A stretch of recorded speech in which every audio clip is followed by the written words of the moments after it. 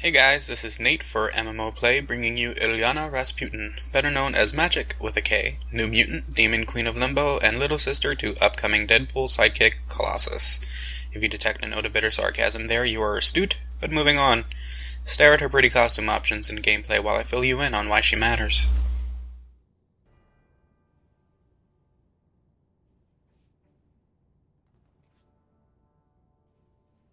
The pleasure's all mine, I assure you.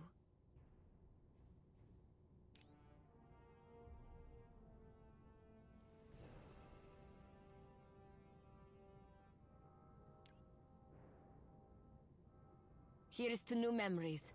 Perhaps they will be good ones this time.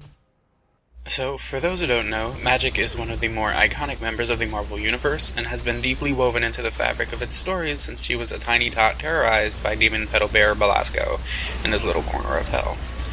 There she learned the secrets of magic, with a C, with the help of Storm and Kitty Pryde from an alternate dimension, who also helped 616 Dimension return to their dimension while she stayed with her X-Men behind, who she then killed, and then Ilyana killed her, because Belasco, which leads to even more confusing Marvel plotlines, so try to keep up.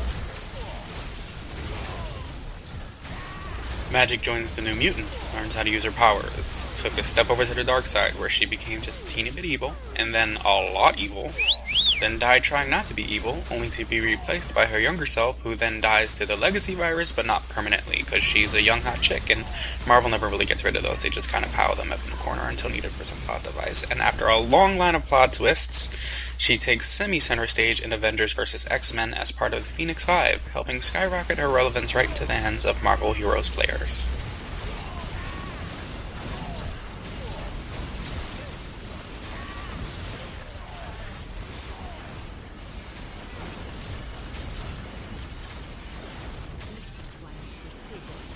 Show me where to unleash hell.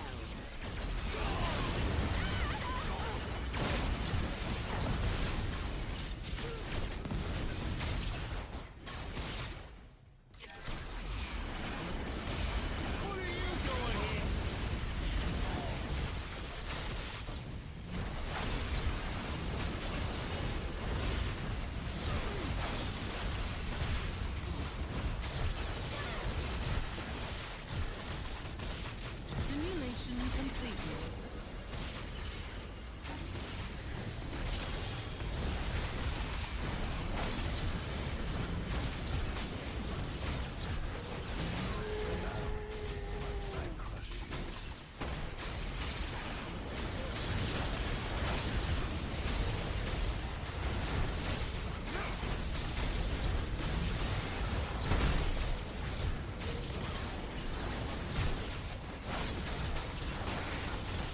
Target eliminated.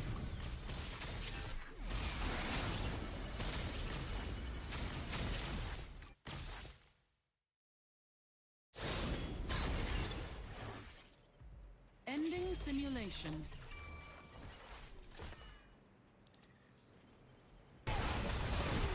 Now, before going into her gameplay, I should warn that she is a bit buggy at the moment, though this is something that's actively being worked on and shouldn't necessarily deter fans from playing her. For instance, her stances seem to deactivate randomly when entering new zones and have to be reactivated, but these are fairly small annoyances that I have not felt detract from the overall fun I've had in playing her, and, what's today's date? January 21st, 2016. As of today, she has a bunch of bug fixes and changes to her kit to help her perform much more optimally already on the Marvel test server, so within a few days those will be live and this probably won't be a non-issue anyway.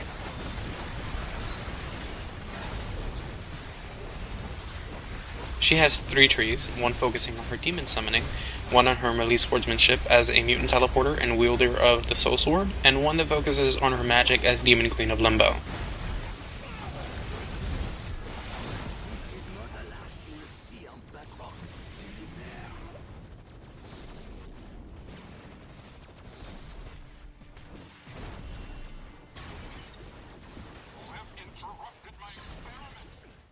There are worse things in I am playing Magik here in Cosmic Industry City, as this was in the current rotation for the Odin's Bounty event.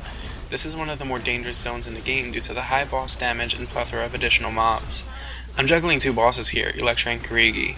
without running into too much trouble thanks to the combination of Magik's eldritch armor and my ability to teleport quickly and efficiently at any moment. This is where Magik excels, and how she manages to stay alive despite being far less armored than most meleeers, hovering at about 40% mitigation in typical gear versus the 50 to 60 that tankier characters might enjoy. This also makes her a great boss rusher, able to teleport quickly to a specific destination on the map and arrive with full spirit to begin the fight.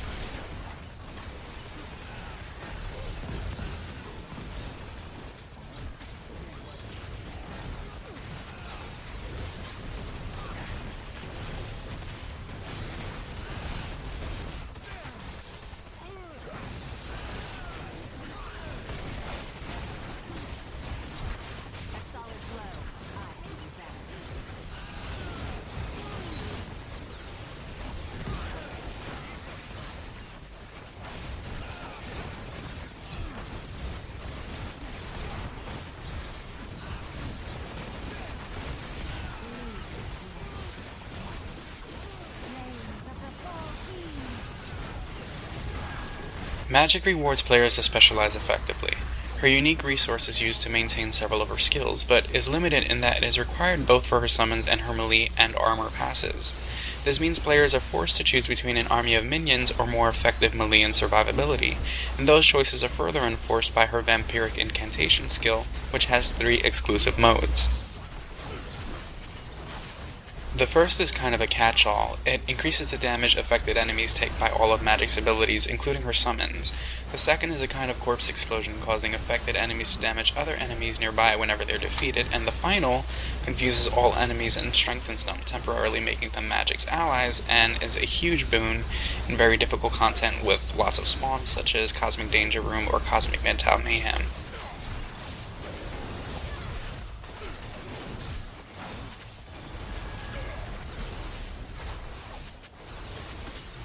The various ways in which she can play is part of what makes her such a great character. Her versatility as melee, ranged, and summon style help her fill nearly any role, making her a great candidate for any player's lineup.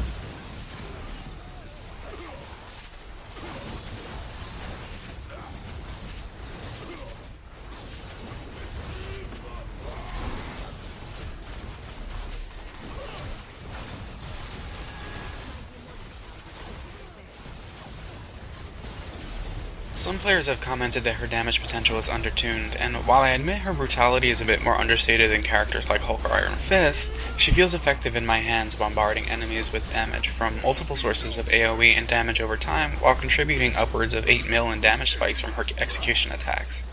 When considered alongside the crowd control of her sorcery and the extreme mobility of her spirit-free teleport and backstab, I can very confidently recommend Magik to players of nearly any skill level looking for a character well suited to all of the game's content. Players who prefer staying at range can opt for a build favoring the aggro diversion of summons, which enemies tend to target first, and her confusion abilities. More confident and aggressive players like myself can build around melee, teleporting between enemy groups and demolishing them before they can become much of a threat. I do not revel in such wanton destruction.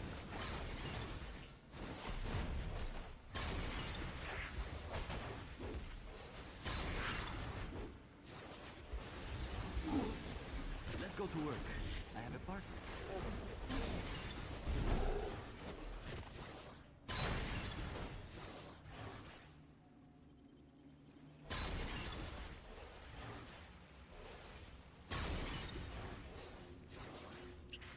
As a bonus, and something I've seen applied to more recent characters that I hope to see applied across the greater roster at some point, players who choose not to use summons will still benefit from items that boost damage to summons, as some of her skills gain a damage bonus from the summon damage modifier.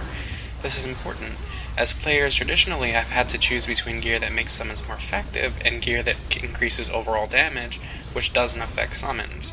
Magik's setup avoids the hassle by conferring bonuses based on both styles of gear, while still leaving enough elbow room for players to specialize in one or the other. My bloodstones back.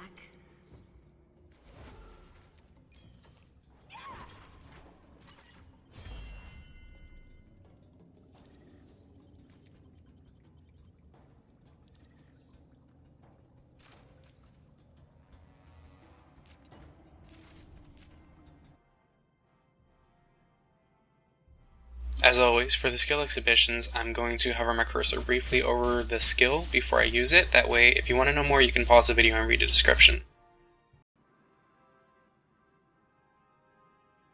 Magik's first tree is her Soul Sword tree.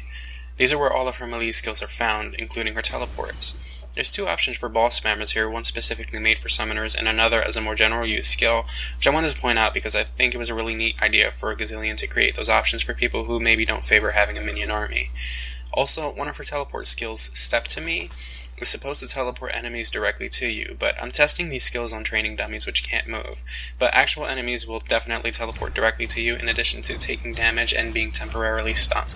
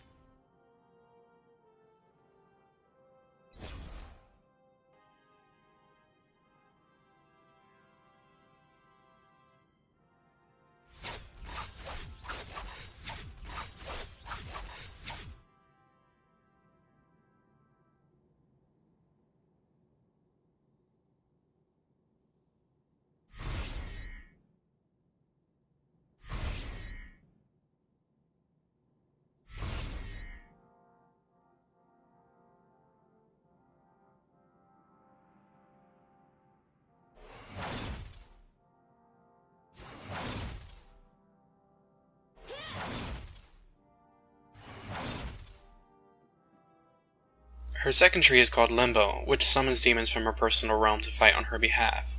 Her unique resource, Command, limits the amount of demons you can have out at once. At 8 points, this means either 8 smaller demons or 1 larger demon and 3 smaller. Keep in mind that her armor and sword toggles also use Command, 3 each, so with both up you only have room for 2 demons. That sounds limiting, but this is how I play, and I found that the power of the toggles more than makes up for the loss of demons. It's really about preference. The final skill I show is Dark Pact, which banishes demons upon use and, while it remains toggled, offers magic bonuses based on the banished demons.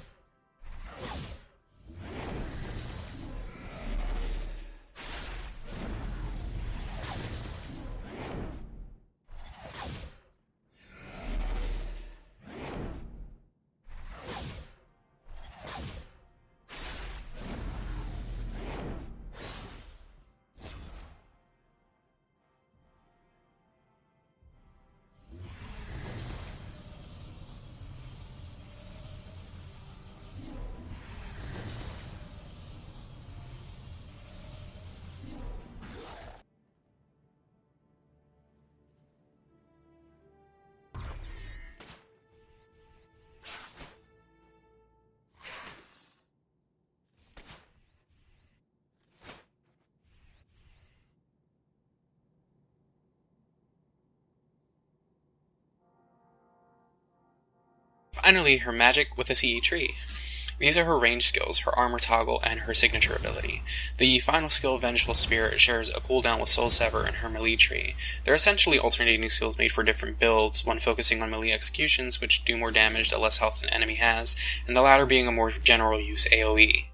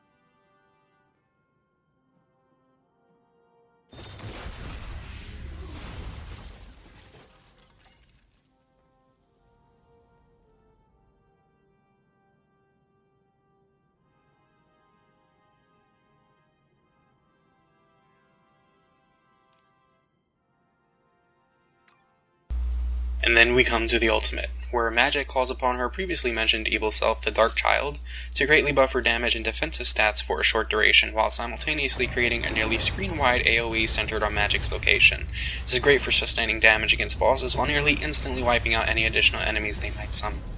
And that's it for Magik. Hope you enjoyed watching her in action. Don't forget to subscribe for more Marvel Heroes in-depth reviews coming soon.